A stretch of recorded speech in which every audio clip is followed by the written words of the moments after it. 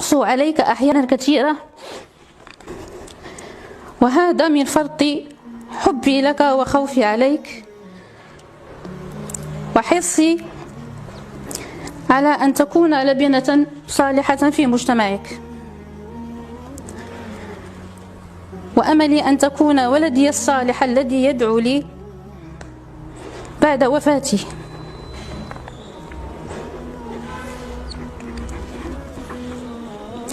وأرجو من الله أن أكون ممن بشروا بتاج الوقار يوم لا ينفع مال ولا بنون.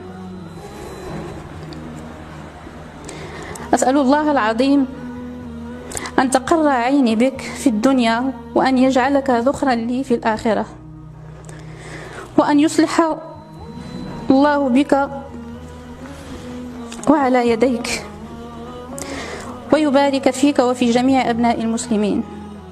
آمين، والسلام عليكم ورحمة الله. الأم الحبيبة الغالية تحبك يميني أهديتها لها طوعا وحبا وتقديرا.